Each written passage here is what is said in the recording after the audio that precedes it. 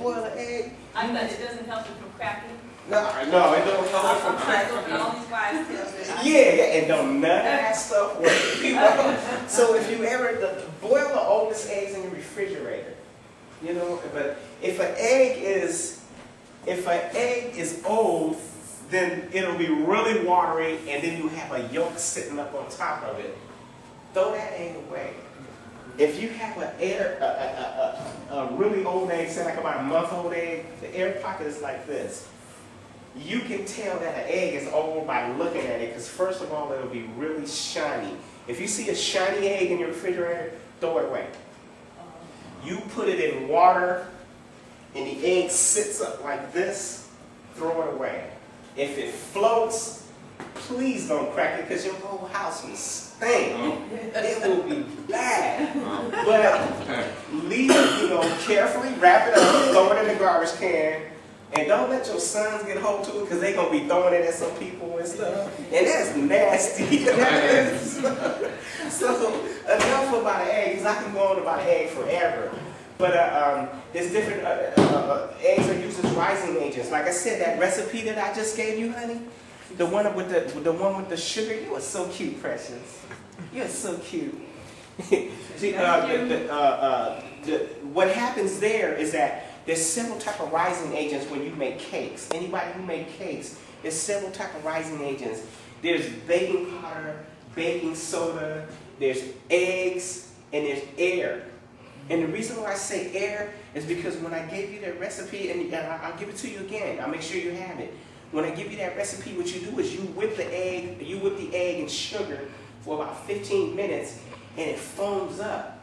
We all know heat makes air expand. We know that from high school science. So what happens is all of those little millions of little bubbles, they all grow and they all expand, and it pushes the cake up. You don't even need baking soda for that, because air is your rising agent. And then you have, in cakes, you have different kind of flours. Flours have different kind of strengths. You have cake flour, which is the weakest flour. You have pastry flour, which is a little stronger. That's the one we make our pie doughs and stuff out of. Then you have all-purpose flour, which is something that we mix. You mix some cake flour and you mix some bread flour and certain percentages of it, and it sort of makes it a type of flour that you can use for all kind of stuff. We'll use an all-purpose flour because we're not going to bake any bread, so we don't have to make sure the ovens are proofer. And then you also have what you call a bread flour, which is the strongest flour. When you're making a cake and you use a rising agent, say like a baking soda or a baking powder, what happens is you have a really weak flour, so you need a really weak rising agent. It pushes the cake up, all of the bubbles expand, it pushes the cake up, then it solidifies and it stays there. Providing that you don't open the oven, bump the oven and everything, it stays at the dome, and then when it's all done, it falls a little bit, you cut the dome off, you cut the cake through the middle, you put icing on it, put the top on it, and you know. But anyway, so and some people bake 2 layers, and you don't have to do that. When you bake 2 layers, cut them off and you have a 4-layer cake, okay? Now, a flour comes in different strengths.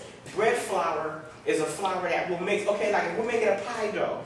Pie dough, it has to barely be mixed. The reason why people have a problem with pie dough is because when you mix it, you only should mix it for about 15 or 20 seconds. That's it. Then you roll it out, and you got a really nice flaky pie dough, real tender. But where the problem runs, when people run into the problem making a pie dough, is that they overmix it. They mix it for about a minute, 2 minutes, or whatever, and gluten starts developing and starts stretching. The dough starts stretching. It's already garbage. You throw it away and start all over. Now we have different.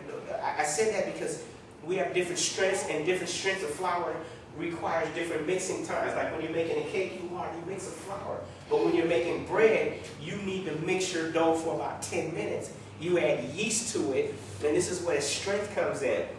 It's like good and evil, because in a bread dough, there's water, there's flour, there's salt, and there's yeast. That's pretty much all you need to do. Now, if you do white bread, then you add some butter to it, you add some milk to it, or you do a focaccia dough, you add some oil to it. It's different variations.